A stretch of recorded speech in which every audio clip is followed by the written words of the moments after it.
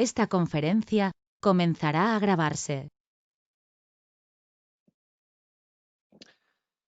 Bien, pues vamos a dar comienzo a una nueva sesión de iniciación a la espiritualidad teórica.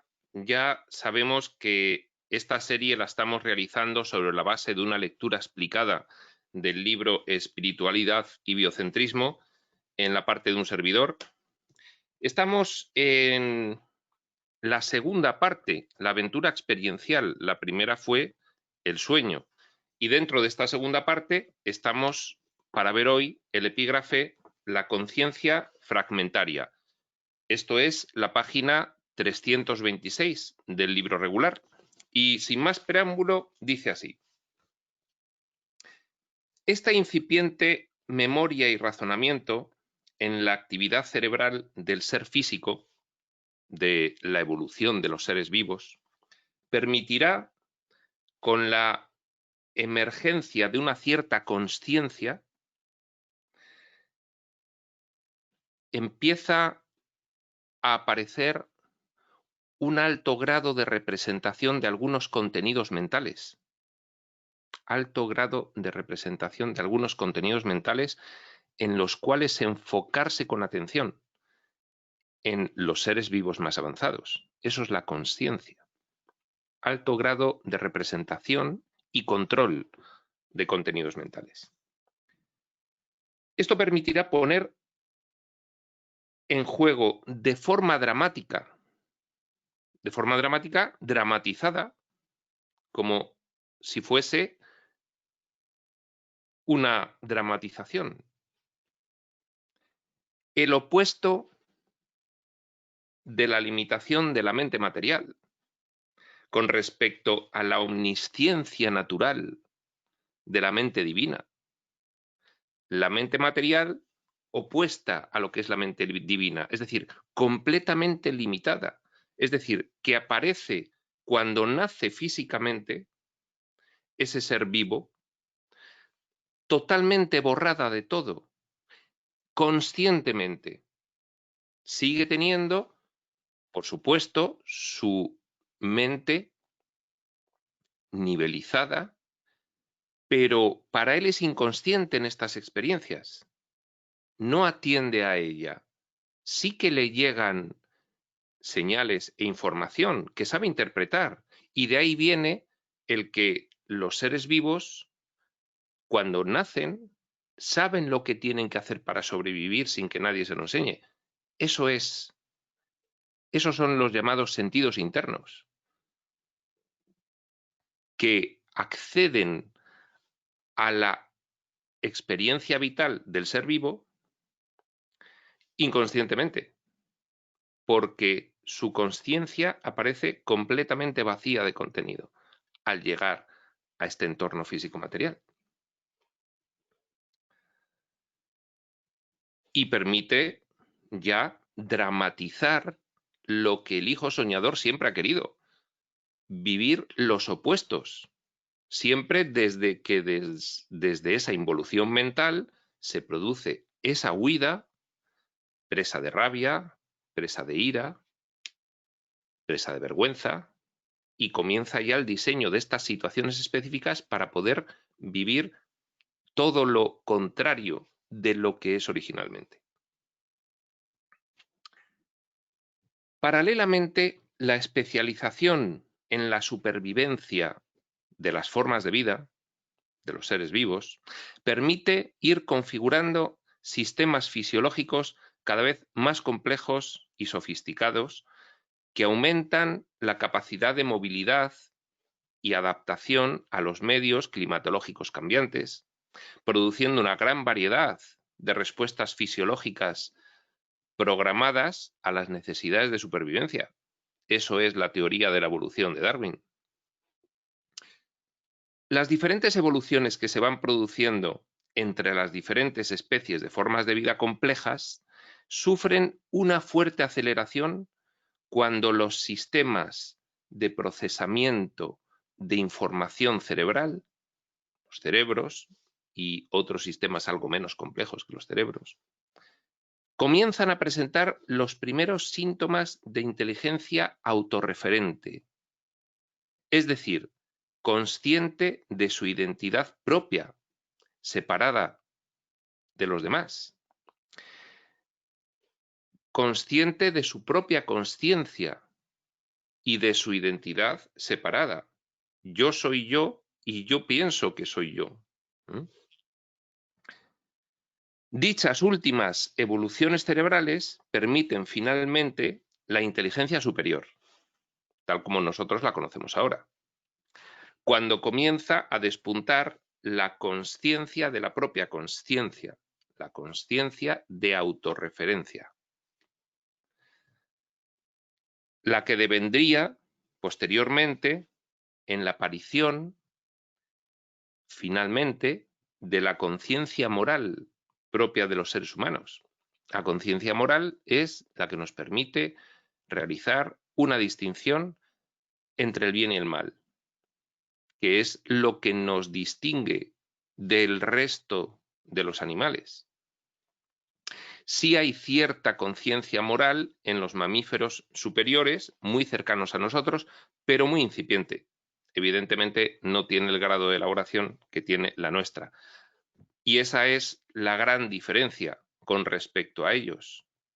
No solamente una muy avanzada consciencia de autorreferencia, es decir, consciencia de tu propia consciencia, sino además esa conciencia moral que permite esa decisión para elegir el bien con respecto al mal, para distinguirlos.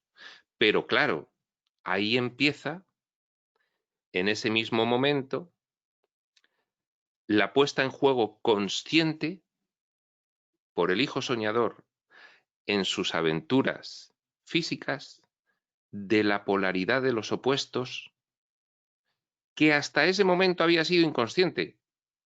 El soñador depositaba un fragmento y ese fragmento vivía una vida sometida a la limitación de la polaridad, es decir, sometida a lo opuesto a lo que es realmente el hijo soñador, pero no conscientemente.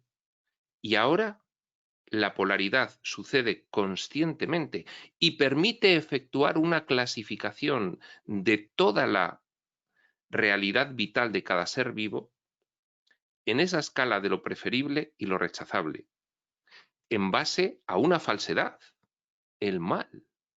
El mal es una falsedad, pero el bien de este mundo como opuesto al mal es otra falsedad, porque ¿cómo vas a oponer algo verdadero a algo falso?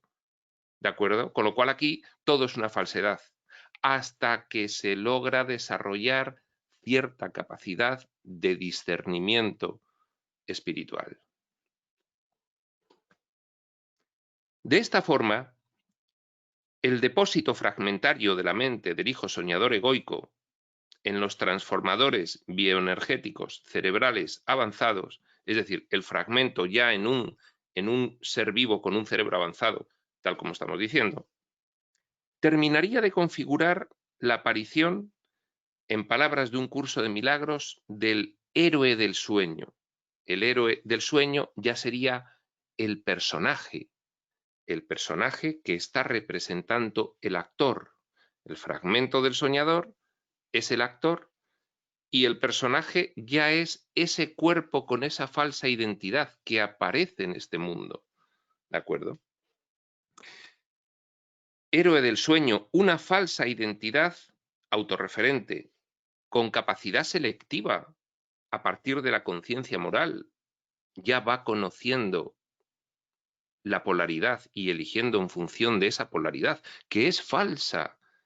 A todo eso se le llama la mentalidad de los opuestos, falsa, pero que le permite al soñador poner en juego todo lo que su involución mental le hace desear experimentar.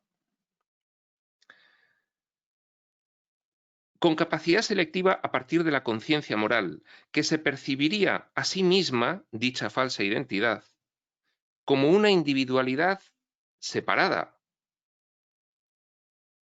poniendo en juego la idea de la separación, esa que ocasionó la involución mental. Desamparada y expuesta lo contrario a su naturaleza invulnerable espiritual, desamparada y expuesta a cualquier peligro, a un mundo hostil y amenazador, en el cual se vería obligada dicha falsa identidad a apropiarse de todo lo necesario para sobrevivir, incluso arrebatándoselo a otros, a los cuales no dudarían atacar.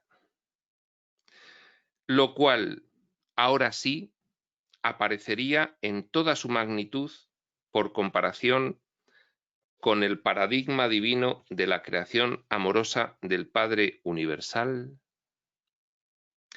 como una auténtica monstruosidad que podría colmar los dementes deseos del ego, como involución emocional del hijo soñador, de poner de manifiesto la separación e independencia del creador, fabricando su propia creación falsa en un entorno de opuestos y de oscuridad. Bien, pues poco tiene que explicar este epígrafe, poco tiene que explicarse después de todas las explicaciones dadas en los epígrafes anteriores, ya que es, bueno, pues una especie de resumen, ¿no? En la que aparece ya el héroe del sueño, ese ser humano como ya máxima expresión de los deseos del soñador para poder obtener las emociones de cada uno de esos fragmentos, ya cada fragmento con su conciencia, y pudiendo aquí ir interactuando. Imaginaos, por poner un ejemplo descriptivo, al haber visto esas maravillosas películas como En busca del fuego y similares, ¿no? En que aparecen los primeros seres humanos prehistóricos, bueno, pues en todo ese mundo de sufrimiento, luchando con los dinosaurios y entre ellos, y en fin, con esas existencias animalizadas, ¿no? Pero ya empezando a darse cuenta, a entender quiénes son y qué hacen ahí en el sentido material, no espiritual. Es decir, teniendo conciencia de autorreferencia y ya sufriendo las consecuencias de tener cierta conciencia moral, que es la que permite, en esa comparación del bien y el mal, empezar a tener esos sufrimientos morales de sufrir las injusticias. Y bueno, a partir de ahí, de la época prehistórica, pues hasta la actualidad ya más o menos tenemos una vaga idea de lo que ha ocurrido, ¿no? Bueno, pues esta es la propuesta idea desde el eventual albor del universo hasta ahora, explicado en términos de espiritualidad profunda, algo que nos va a permitir comprender después mucho mejor los textos espirituales revelados. Bien, pues el siguiente epígrafe que vamos a ver es la oscuridad emocional, el teatro experiencial, precisamente esa oscuridad emocional que proviene, como acabamos de decir, de una vez que ya tienes conciencia material aquí a la polaridad de los opuestos, sufrir las consecuencias de algo que tú consideras que es malo, ese sufrimiento moral, esa oscuridad emocional que acomete a la criatura fragmentaria, material, dotada de una incipiente conciencia moral, ya el ser humano. La oscuridad emocional, el teatro experiencial. Por tanto, el hijo soñador elegiría en los niveles incipientes del comienzo del sueño ponerse bajo la dirección del ego. Siempre es decido y olvido. Uno se pone bajo la dirección de ese rol de personalidad resultante de identificarse con la oscuridad y después lo olvida. Entonces, claro, la mente se va nivelizando y así te puedes explicar cómo una mente infinita puede pasar a tener tanta limitación que constituye aquí un ser vivo unicelular, que luego con esa evolución que hemos ido explicando, llegue a las puertas de un ser vivo inteligente, autoconsciente y con conciencia moral como somos nosotros, con esa evolución que ya conocemos de después. Pero claro, en cada uno de esos puntos la aventura experiencial se va viviendo de una manera, sufriendo de una manera. Y el ego llega finalmente a que haya una conciencia aquí que te permita enriquecer con todo el abanico de colorido emocional de estas experiencias opuestas a su naturaleza. Por tanto, el hijo soñador elegiría, en los niveles incipientes del comienzo del sueño, ponerse bajo la dirección del ego, personalidad oscura, resultante de identificarse dicho hijo soñador con la creencia en el mal, la culpa consiguiente y el miedo subsiguiente, ya como varias veces hemos explicado aquí, que surgieron por primera vez en la mente del soñador. Y a partir de ahí eso tiñó de drama toda esa aventura experiencial que quiso realizar. Dicha decisión estaría completamente velada para los siguientes niveles de la mente fabricados en el proceso de búsqueda de los opuestos. Velada, proceso de decido en un nivel, generar otro nivel. Y en este nivel generado, olvido que yo mismo he decidido en otro nivel la nivelización, de forma que se produce el fenómeno de las muñequitas de Matrioska, en el que cada una de las muñequitas no sabe que está dentro de otra. Cada nivel de la mente no sabe que pertenece a otro nivel de la mente que ha decidido esa nivelización. Pero es precisamente el ego el que realizaría, el ego ya la parte oscura de la mente, la parte enloquecida, el que realizaría el diseño específico de la particular aventura experiencial de cada uno de los fragmentos mentales materiales. En el caso de los planos físicos asociados a cuerpos. Los planos físicos son los planos del sueño en el que el diseño es físico. Y lo realizaría de forma asociada con los otros hijos soñadores egoicos. ¿De acuerdo? De forma colectiva, una planificación, una perfecta planificación colectiva para que todo esto pueda ocurrir y sean los fragmentos los que interactúen para que el soñador obtenga de todos ellos todas estas experiencias extremas de la supervivencia. Dicho diseño sería una planificación colectiva de los hijos soñadores, pues, aunque el diseño es de separación para los héroes del sueño, para esas conciencias fragmentarias, héroes del sueño materiales, si bien el diseño es de separación, la mente soñadora de los hijos aventureros, me pongo yo un poco poético ya, seguiría siendo una. Claro, los soñadores siguen soñando con la única mente colectiva que comparten, la mente divina. Aunque el sueño, el contenido, su diseño es de separación.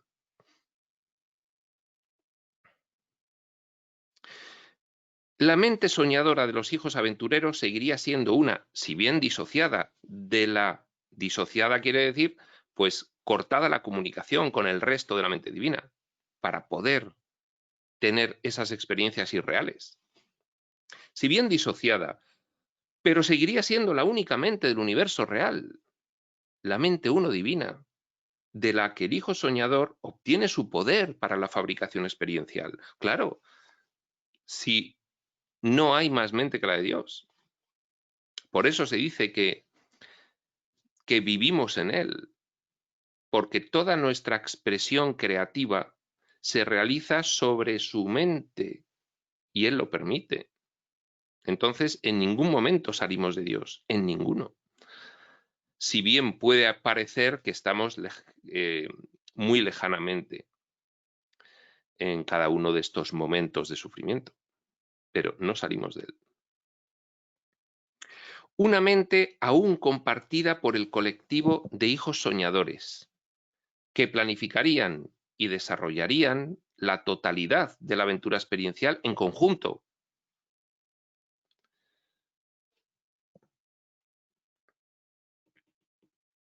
Desde ese nivel primero del sueño, no solamente la nivelización de los siguientes estratos mentales, sino la aventura experiencial de cada hijo material fragmentario, de cada uno de los fragmentos depositados en el espacio-tiempo, en cada uno de esos planetas del escenario. En perfecta coordinación, esta planificación de cada uno de los hijos fragmentarios de cada soñador con los de los demás, en perfecta coordinación, una mente infinita diseñando. Si bien dicha planificación, desarrollo y coordinación sería inconsciente desde dicho primer nivel focal hacia abajo, decido y olvido, decido y olvido, decido y olvido, decido y olvido, desde el primer nivel focal hacia abajo en el sueño, inconsciente. Luego aparecen las consciencias materiales, las mentecitas materiales con las que los fragmentos se desenvuelven cuando llegan a la evolución inteligente. Y entonces ya puede un fragmento del soñador planificar una vida en un ser inteligente con consciencia. Todo eso está perfectamente diseñado para que sea así. Esta es precisamente la razón de que haya tenido tanto éxito en el movimiento de la espiritualidad profunda la idea símil de la obra de teatro para explicar la verdadera naturaleza del mundo. Dicho símil pondría de manifiesto, además, con gran claridad, los diferentes niveles de explicación de la realidad.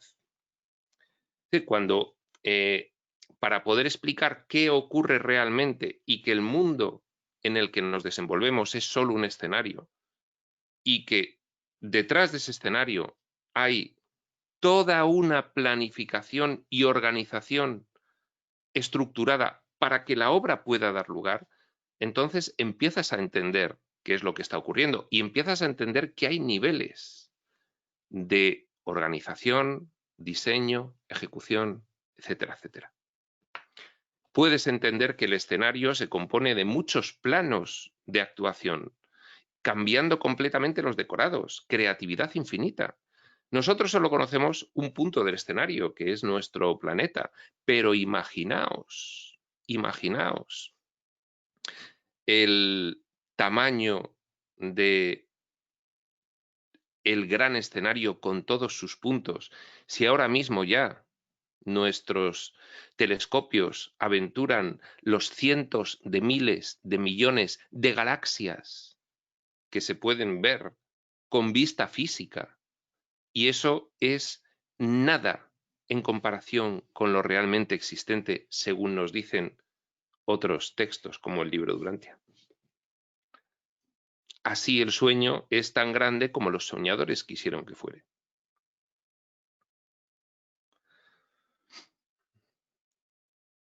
Dicho símil pondría de manifiesto, además, con gran claridad, los diferentes niveles de explicación de la realidad, permitiendo atisbar la no dualidad, esa idea muy avanzada, esa idea de que no habría dos realidades, la espiritual y la física, sino solamente una, la espiritual, siendo la otra un sueño, una subrealidad derivada de la primera, un sueño y además irreal, por ser opuesto al paradigma divino, al entorno original. De esa forma, el símil de la obra de teatro experiencial te permite empezar a comprender qué es lo que está ocurriendo respecto de los niveles de manifestación de la realidad. Esta que nos parece nuestra realidad, en realidad sería falsa, Y a partir de ahí irían surgiendo niveles cada vez más reales, aunque todos falsos, hasta uno en el que empezaría la auténtica realidad, la de fuera del sueño. Esto contemplándolo desde aquí hacia allí. Los hijos soñadores son los actores, quienes realmente somos. El soñador, arriba, en el foco planificador de todo esto con su mente. Aunque egoicos, es decir, enloquecidos por la temática de la obra, es decir, la oscuridad de los opuestos, son también los guionistas. En este caso, los guionistas, los que conciben la idea de la obra de teatro, los que conciben el tema de la obra de teatro, son guionistas y actores cuando se instancian en esos fragmentos para vivir ya el concreto guión de cada uno de los capítulos de esas innumerables series que componen el gran Netflix del sueño de ilusión. El género teatral sería el de aventuras. En el nivel previo a la decisión de soñar, ¿qué aventura vamos a vivir? Decían los soñadores. De emular ser la primera fuente y centro, nuestro creador. Qué gran aventura vamos a vivir, ser primera causa creadora.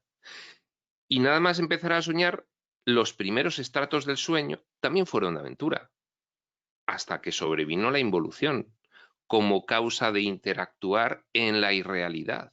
No podía haber sido de otra forma. El género teatral sería el de aventuras en el nivel previo a la decisión de soñar. Una vez que el sueño comenzase, a partir del nivel egoico, ya cuando el soñador enloquece, por la identificación con la idea del mal, la culpa y el miedo, el género teatral se convertiría en tragedia. El escenario sería el universo material y otras dimensiones. Otras dimensiones en el espacio-tiempo. En el espacio-tiempo no solo está la dimensión físico-material, que es la más densa, hay otras dimensiones físicas, aunque no tan densas, que podría denominársele un nombre que se conoce bastante corrientemente, astral o morontial, y algunas otras incluso son semi-espirituales.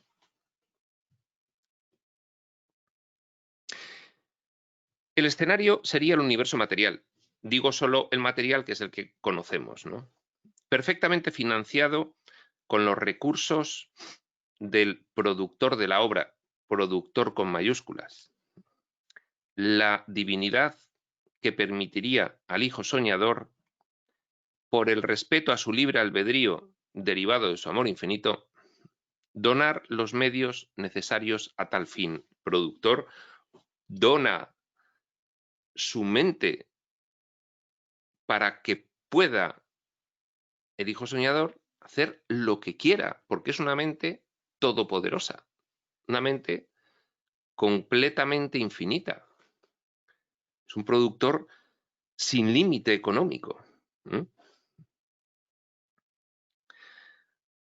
El productor, en este caso, tendría, al acopiar los medios necesarios para su producción, un fin trascendente y loable, que consistiría en el aprendizaje derivado de su mayor experiencia de todos los implicados, tanto a nivel de ayudantes de producción como de realización, incluyendo a los propios actores.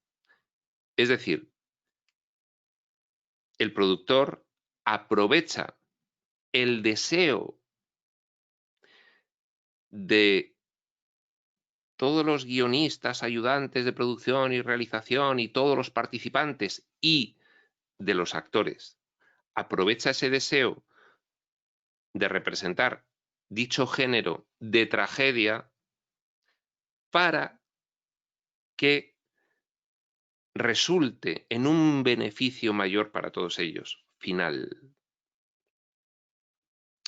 Los personajes serían los diferentes fragmentos mentales materiales, los héroes del sueño, que los hijos soñadores esparcirían por el espacio-tiempo del escenario universal, a los cuales se les dotaría de un vestuario oportuno, diferentes tipos de cuerpos, semiespirituales, morontiales o psicoenergéticos, y materiales o físicos, por poner una clasificación de tipos de cuerpos dentro de cada cual tipo hay infinitas variedades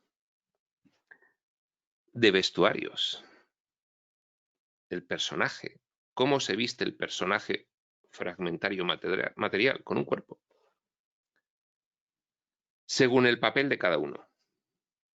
Así, cada hijo soñador podría desempeñar muy diferentes roles artísticos, en múltiples formas de vida, en todo el espectro posibilista de sus cuasi infinitas situaciones dentro del desarrollo de la obra. Cuasi infinitas situaciones.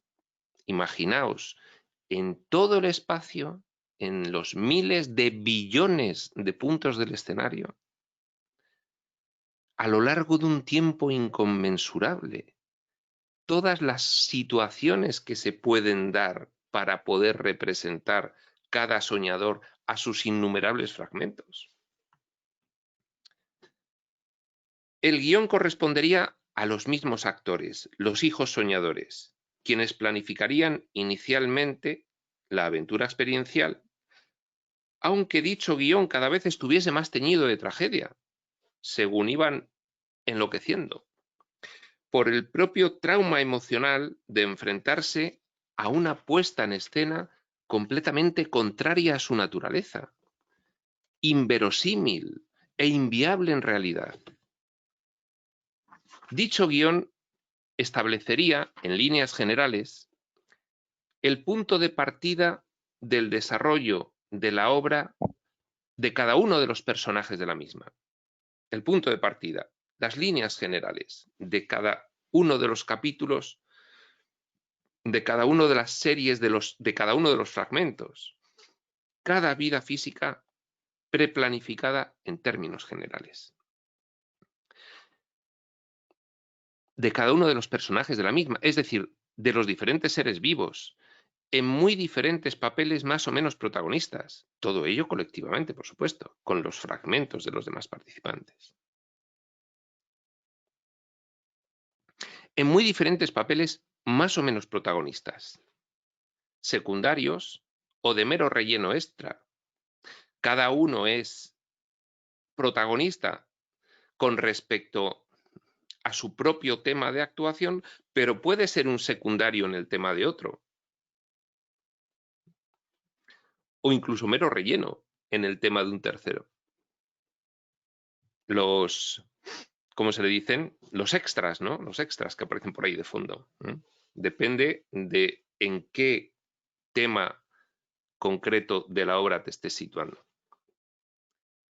Correspondiéndose con las diferentes capacidades morales, intelectuales y emocionales de los diferentes tipos de personajes a representar.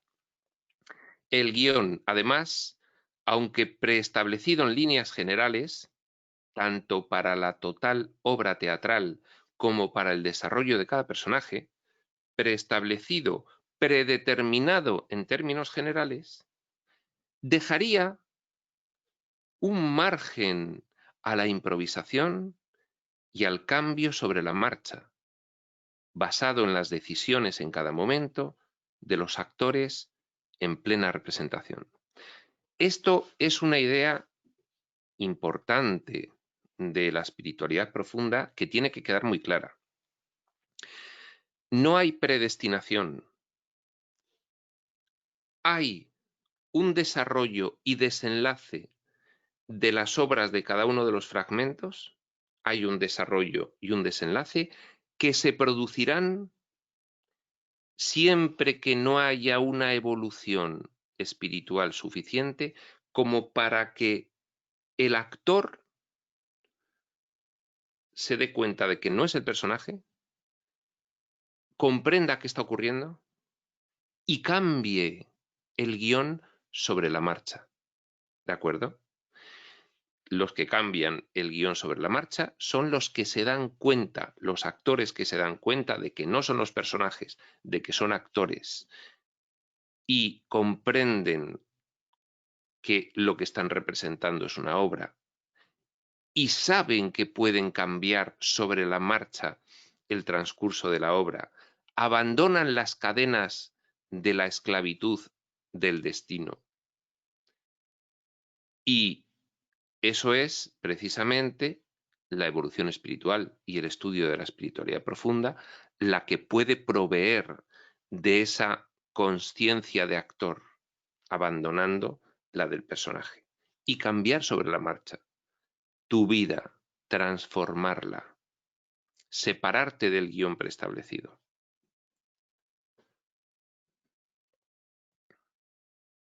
El guión, además, aunque preestablecido, repetimos, en líneas generales, tanto para la total obra teatral como para el desarrollo de cada personaje, dejaría un cierto margen a la improvisación y al cambio sobre la marcha, basado en las decisiones en cada momento de los actores en plena representación.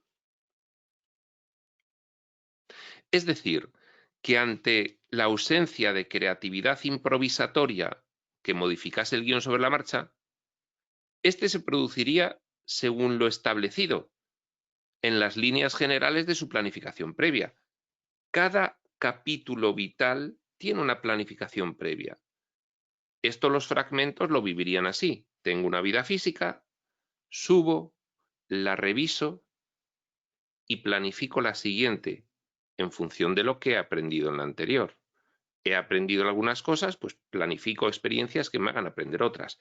Bajo, nazco, ejecuto, muero, subo, reviso, planifico, bajo, hasta que ocurre algo en las fases de ejecución, que es donde se obtienen los conocimientos necesarios para que haya una última revisión de esa línea fragmentaria, de ese fragmento, una última revisión en la que diga, ya no tengo que revisar nada más aquí en este plano. El método utilizado, el método de actuación ya, el método pues, artístico, sería lo más parecido al método Stanislavski, por el cual los actores intentarían bucear en la identificación psicológica del personaje que estuviesen representando, asumiendo como propias sus circunstancias emocionales, sentimientos e ideas, con el fin de obtener la máxima fusión con el personaje y, por tanto, la máxima verosimilitud en la actuación,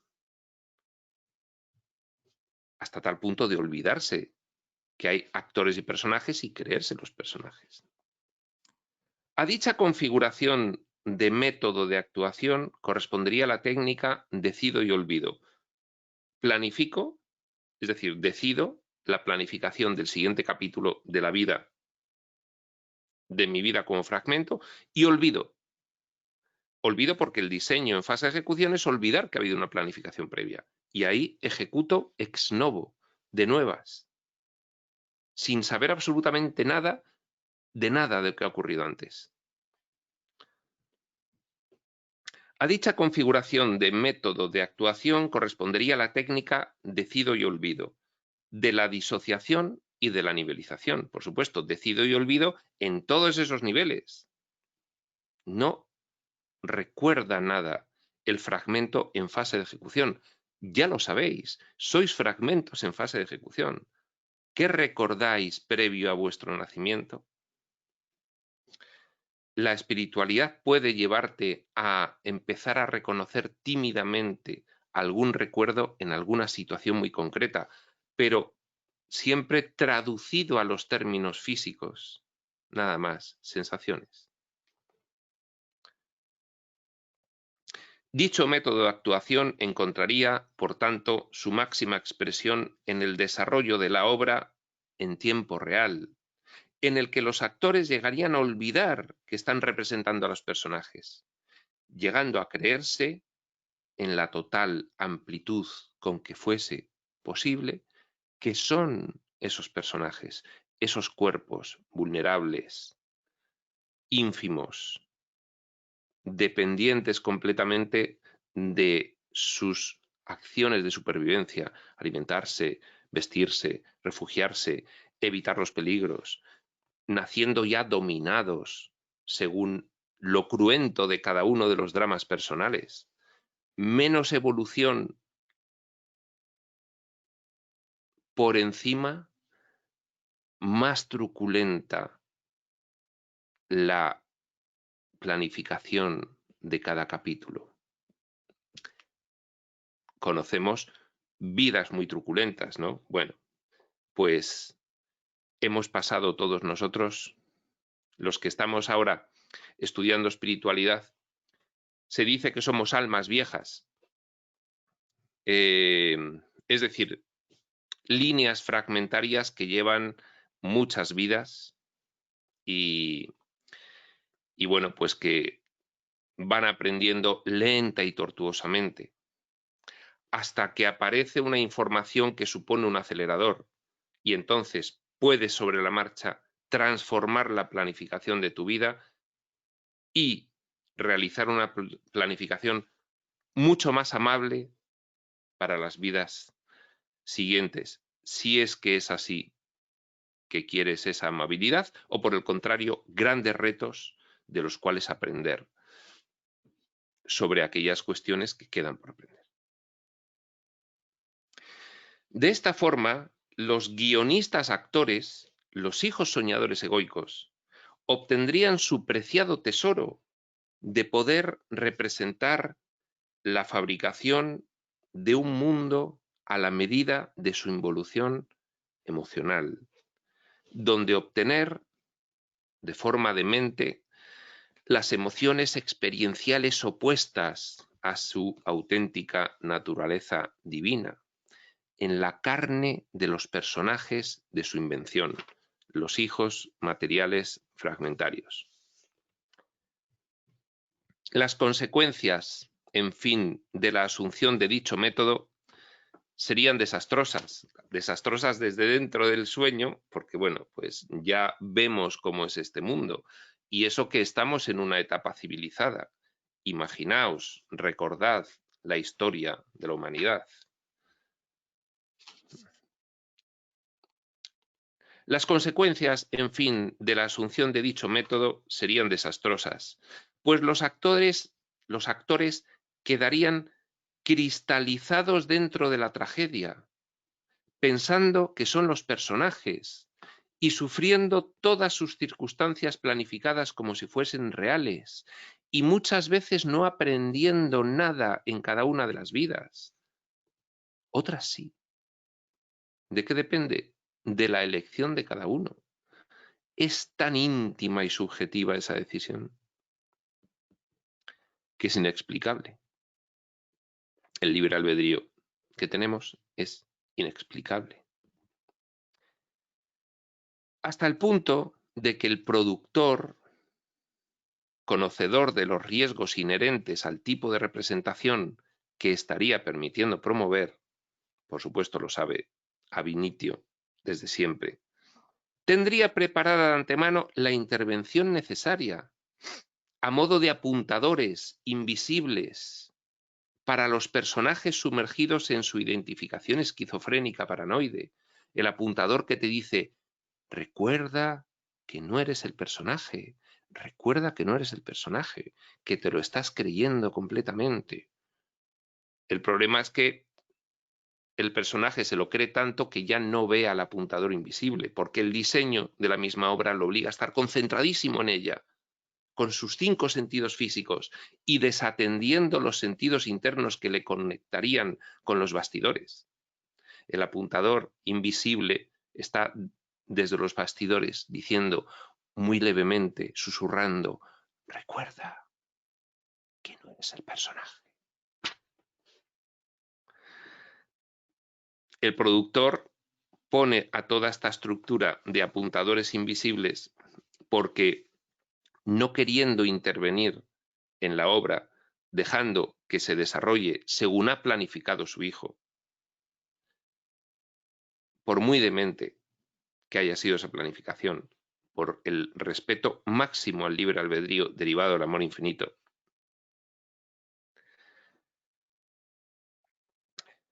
esta estructura de apuntadores les recordarían sutilmente a los actores su naturaleza real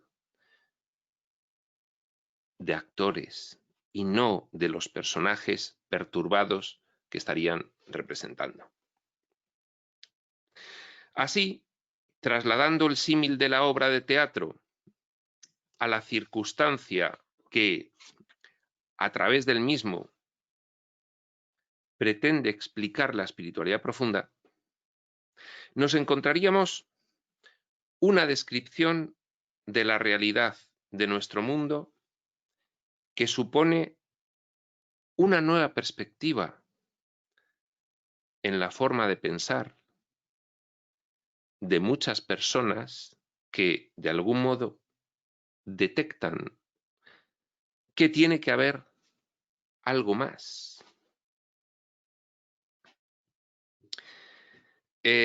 Por eso es muy potente la idea de la realidad como una obra de teatro, porque somos actores que se creen personajes, pero momentáneamente se dicen a sí mismos, no puede ser, no puede ser, porque es que esto es un vodevil absurdo, este mundo.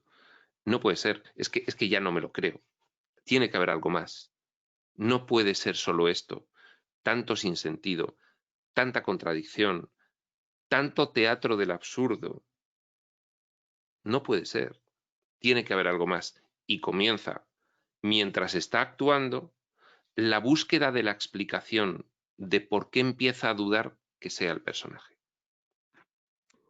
Por tanto, siguiendo con el símil de la obra de teatro y continuando con la exposición de las coincidencias de contenido fundamentales entre todas las diferentes formas de vida que podemos observar en nuestro mundo, nuestro punto del escenario, la misma puesta en escena de cada uno de los personajes permite al equipo guionista de los hijos soñadores egoicos ir configurando en cada parte del escenario caracterizaciones de personajes cada vez más adaptadas al propósito artístico final de la obra, en la sucesión de las diferentes tomas y planos, escenas y secuencias.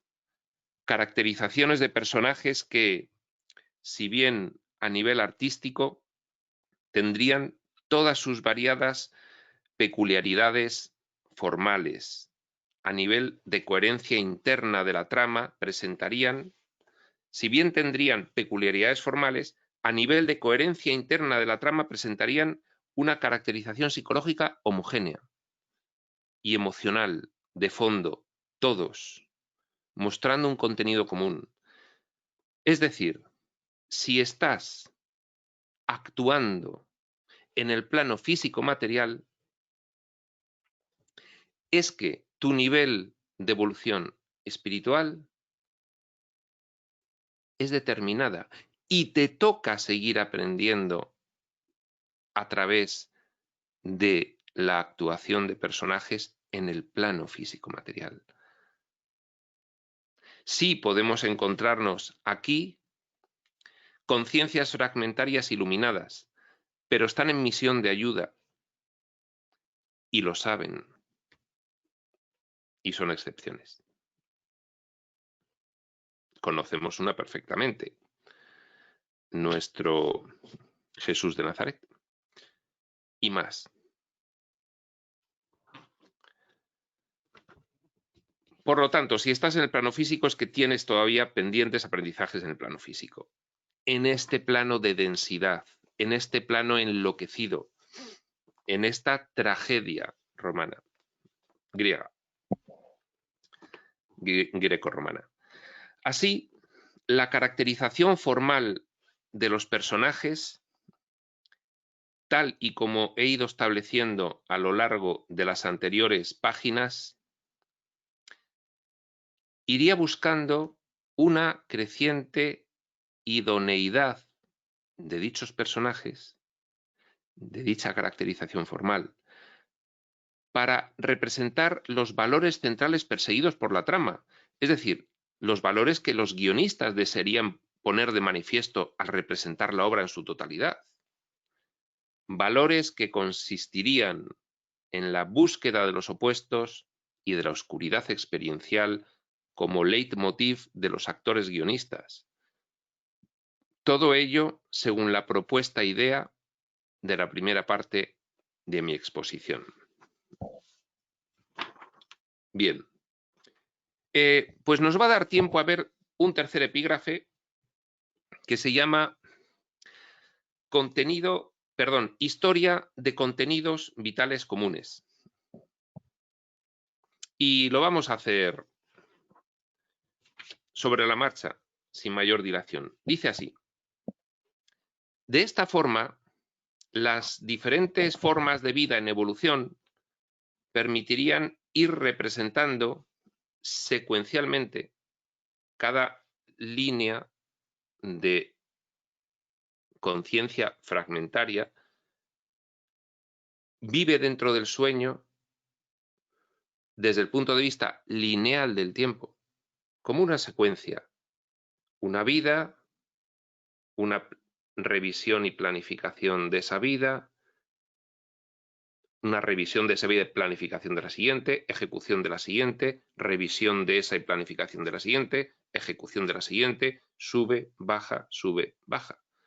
Así lo vivirían los actores, pero cada vez que bajas a ejecutar te olvidas de que eres un actor y al subir te lo recuerdan porque dices, pero estoy aquí, pero estoy vivo, pero ¿qué ha pasado? ¿Me he muerto? Espera, mira, te contamos para que te acuerdes. Ha pasado esto, tienes que revisar si has aprendido o no. Después de que revises hablamos y si crees que debes volver a planificar un nuevo capítulo, te ayudamos a planificarlo. Eso sí, bajarás y no te acordarás de nada otra vez.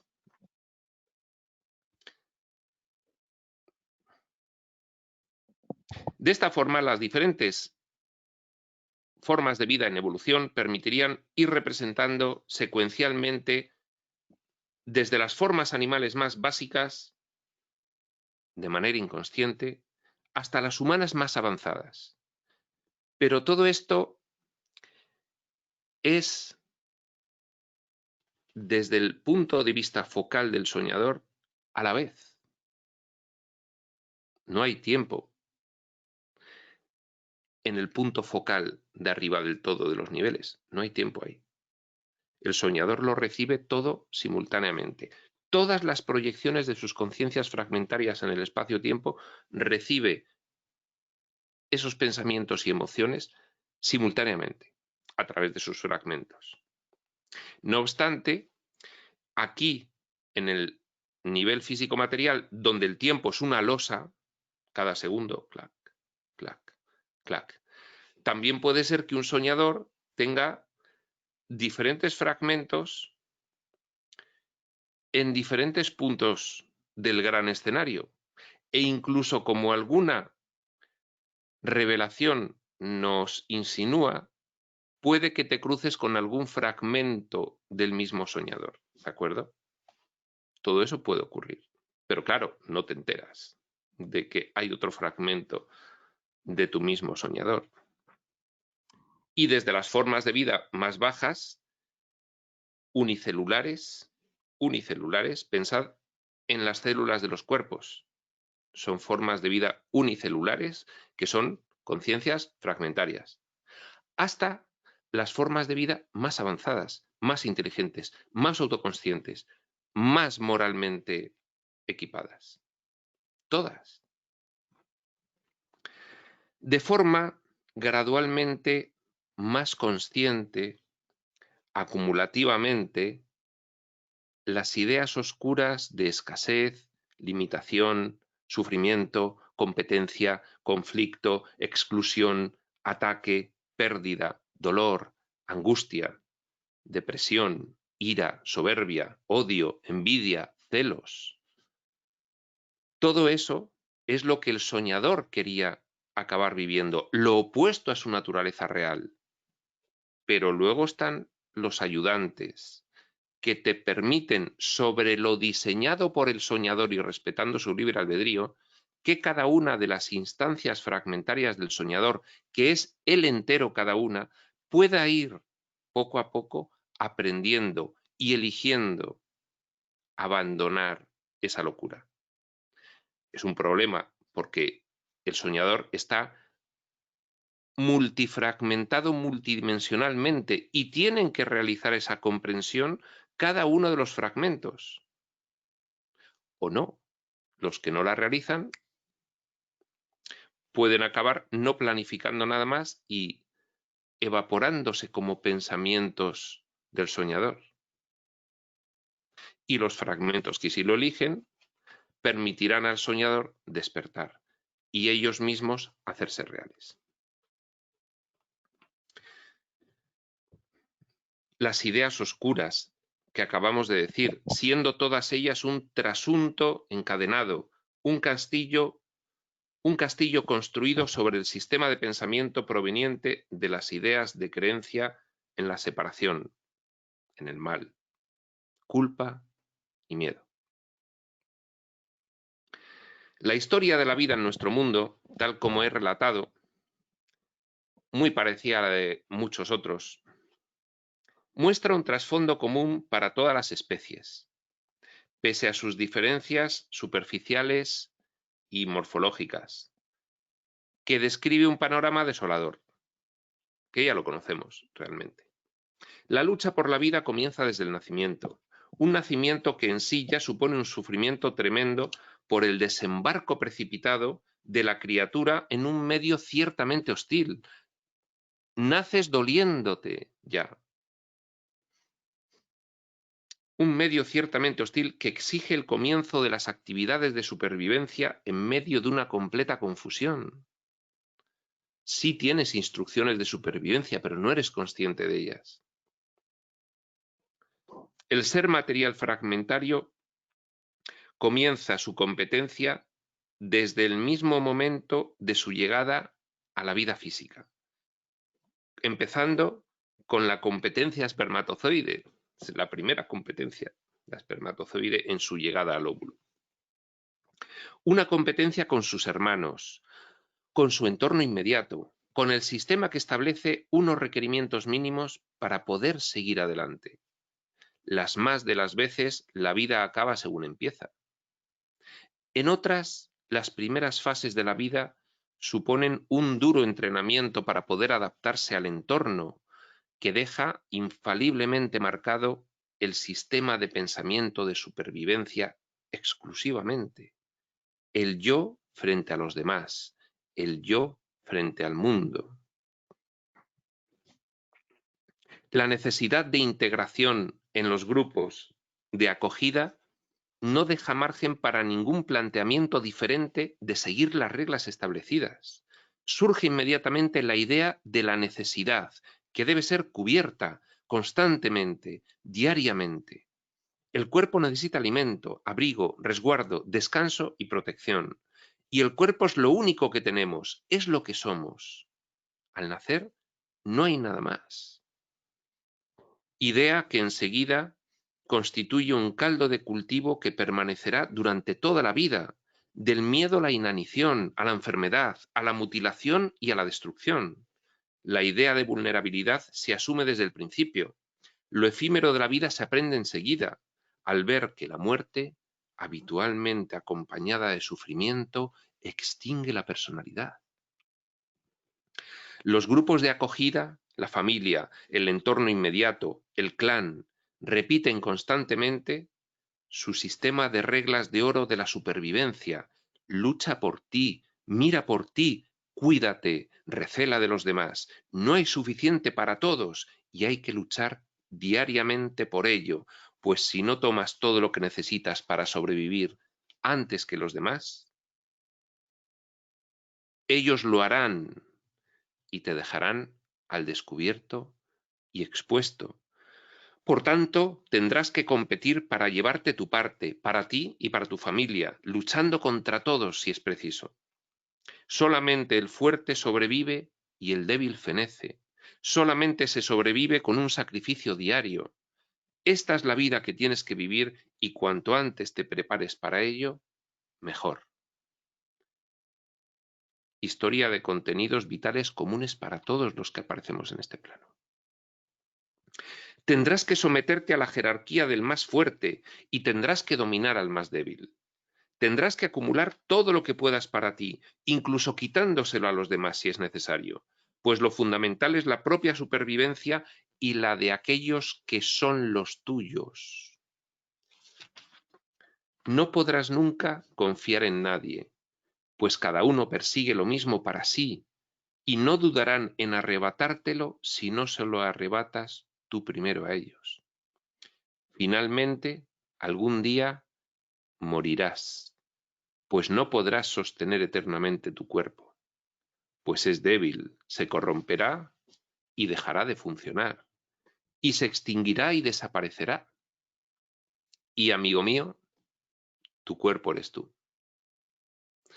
La muerte aparece así como colofón inevitable del diseño de debilidad.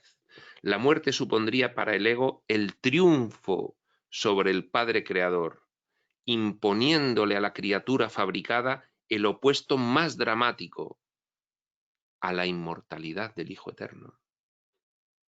El ego triunfaría sobre el Padre estableciendo su propia muerte. Fíjate, Padre, cómo creo sin contar contigo, creo lo opuesto a lo que tú haces, ya en esa demencia enfebrecida del ego.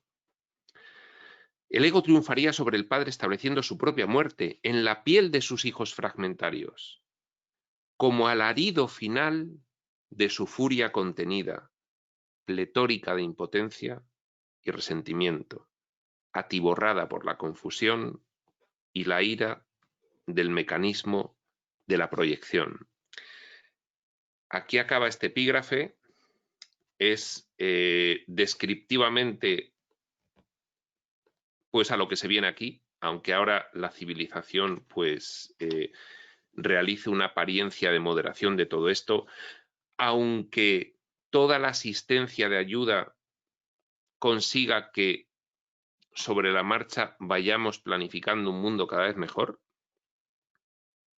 pero el estudio de la espiritualidad profunda no puede excluir encender la linterna y alumbrar a lo más cavernoso del sistema de pensamiento del ego. Tiene que hacerlo. Por eso, el siguiente epígrafe es la dinámica del ego. Y aquí dejamos por hoy esta sesión a la hora y 3 minutos. Continuaremos con la dinámica del ego en la página 334 del libro regular. Y sin más, hasta la siguiente, prospector.